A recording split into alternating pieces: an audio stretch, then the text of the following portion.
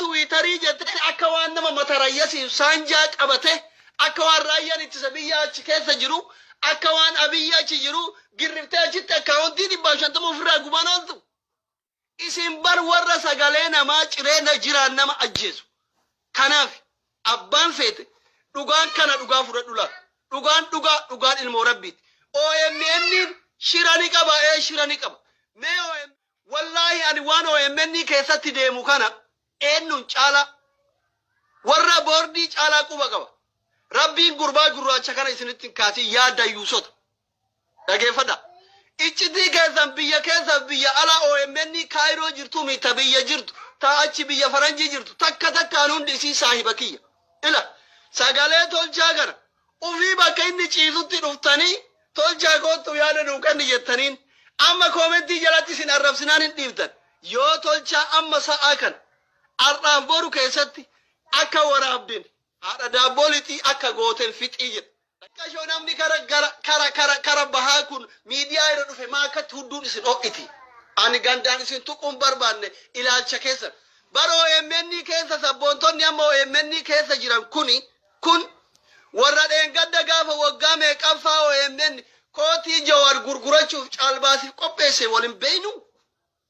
maal abbaa keessanii akka waan namni osoo argu isin ta'u maa jalliftan maal ani ko OMN kusumuna jettu qilee haasentu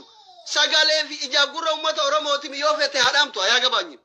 garuu shirri OMN san keessatti deemu OMN jechuun warra Jawaar hidhamnaan sitti maa jiran dhagay warra Jawaar hidhamnaan kootii Jawaar daalacha gaafa OMN bu'uuramu gurgurachuuf caalbaasiif qopheesse miti namaamis barisi warri OMN keessa dalagu beekan callifna malee diina isinirratti kaafnu fi warra kalee malee dheengadda torbaan dura kootii Jawaar Muhammad caalbaasiif dhiyeesse diinummaan kana caaleesse jira tolchaan maal godhame ummata Oromoo maal godhe Jawaariin maal godhe isin bar osoo lubbuun jiru bar waggaa dhufu yoo barbaadan arfaasee gurgurachuuf caalbaasiif dhiyeessitan isin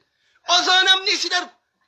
are wallahi abiyyiin caala shirri warri OMN keessa jiru dalagu dhugaa yoo dubbanne jechuudha dhugumatti akkamitti namni nama lubbuun jiru kootii isaa caalbaasiif qopheessa hay warri arra caalbaasiif kootii isaa qopheessu waggaa dhufu ilma Jawaariif niitii Jawaar gurgurata jechuudha ila isinitti mana dhagaya